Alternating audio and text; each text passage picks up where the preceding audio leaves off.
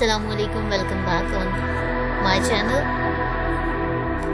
आज हम बात करेंगे कि किस तरह आप अपने एग्ज़ाम की प्रिपरेशन कर सकते हैं, लाइक वो इफेक्टिव वेज जो आपको 100% डेफिनेटली रिटर्न देंगे। चाहे आपको कोई टेस्ट प्रिपेयर करना चाह रहे हैं या आप अपने जो एग्ज़ाम्स हैं उनकी प्रिपरेशन करना चाह रहे हैं, या आप किसी भी तरह के इंटरव्यू में जा रहे हैं, कोई जॉब टेस्ट दे रहे हैं, किसी भी किस्म का एग्ज़ाम है, तो आपको कौन से मेथड से आप 100% रिजल्ट लेके आ सकते हैं। So how to prepare exam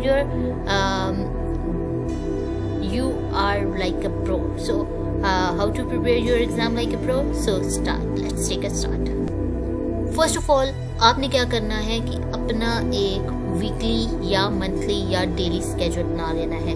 ठीक है, अगर आप जो है वो कुछ टाइम है आपके पास तो आप वीकली स्केड्यूल बनाएंगे, और उसके बाद आपने बुक को देखना है कि कितने बुक्स के अंदर यूनिट्स हैं जिनको आपने रेडी करना है। बुक के यूनिट्स को आपने डिवाइड कर लेना है उस स्केड्यूल के ऊपर। लाइक स्केड्यूल के अंदर आप डेज सेट करेंगे, यूनिट्स देखेंगे कि इतने यूनिट्स हैं, उन यूनिट्स को देखते हुए आप जो है वो रेडी करेंगे। तो आपको सेटिंग क्या करनी है, आपके पास नोटबुक होगी, आपके पास नोट्स होंगे, आपके पास ऑल रेडीमेड मटेरियल होगा। लाइक अगर आपने सॉफ्ट और हार्ड कॉपीज में देखना है तो तमाम चीज़ें आपने देखनी है। ठीक है, उसके बाद आपने क्या करना है कि आपने जिस बुक को जैसे सेट किया हुआ है उसके मेन यूनिट्स को आपने स्केड्यूल में इन करना है। ठीक है, Monday, Tuesday, Wednesday, Thursday, Friday, Saturday, weekly routine से ये होगा कि आपने क्या करना है कि हर वीक के डेज के अकॉर्डिंगली उस चैप्टर को डिवाइड करना है, उस चैप्टर के मेन यूनिट्स को डिवाइड करना है। इससे क्या होगा कि आपके ऊपर बर्डन नहीं पड़ेगा कि आप एकदम से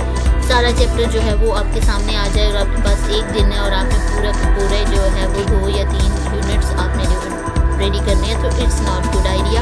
आपने क्या करना है कि डेली बना लें, आप वीकली बनाते हैं या मंथली बनाते हैं, आपने एक स्केड्यूल बना लिया।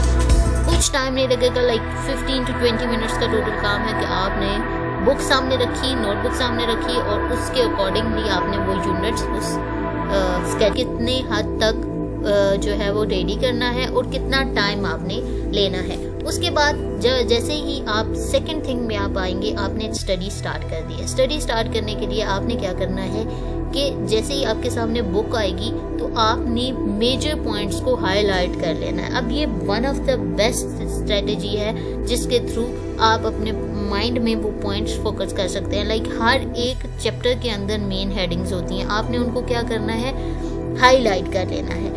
जो पॉइंट है आपने अपने सामने एक पेंसिल रखनी है। पेंसिल के साथ हमेशा अपनी बुक पे जो भी काम करें वो पेंसिल से करेंगे। आप पेंसिल के साथ आपने जो है वो हेडिंग्स जो है वो मेंशन करते जाओ।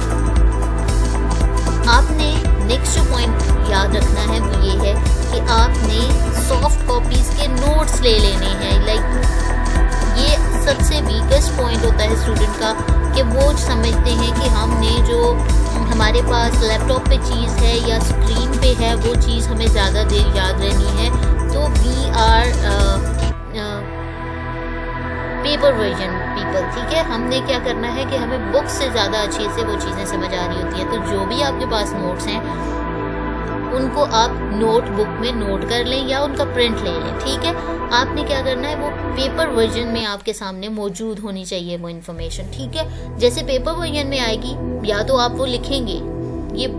ये जो लिखने का मेथड है इससे ये होगा कि आपको वो चीज़ हमेशा के लिए याद रह जाएगी, आपने जस्ट उसको रिवाइज करना होगा।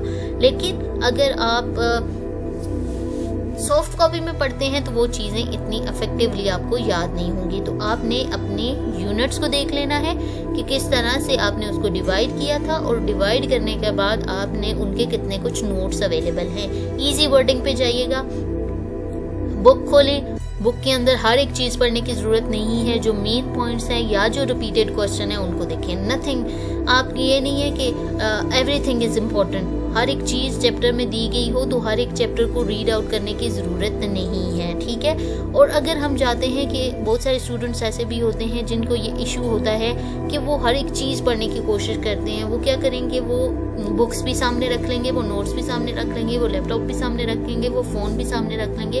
तो ऐसा बिल्कुल बिल्कुल भी नहीं करना। अगर आपने अपने फोकस चाहिए होता है स्टडीज़ को, तो आपने क्या करना है, जो आपके पास लैपटॉप है उसके अंदर अगर आपके पास नोट्स हैं, तो पहले तो ये है कि आपने नोट्स हार्ड कॉपी में ले लें, ठीक है, प्रिंट ले लें। नहीं ले सकते आप उसको नोट कर लें, ठीक है।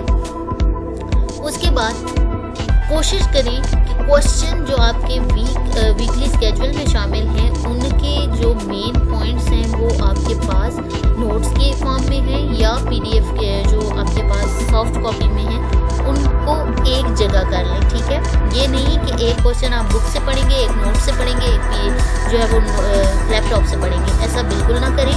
एक जगह वो या तो पहले फोकस बुक्स वाले क्वेश्चन पे करें, फिर सेकेंडली नोट्स पे करें, और थर्डली आपके पास अगर सॉफ्ट मटेरियल है जिसको आप कॉपी नहीं कर पाए उन पे करें, ठीक है।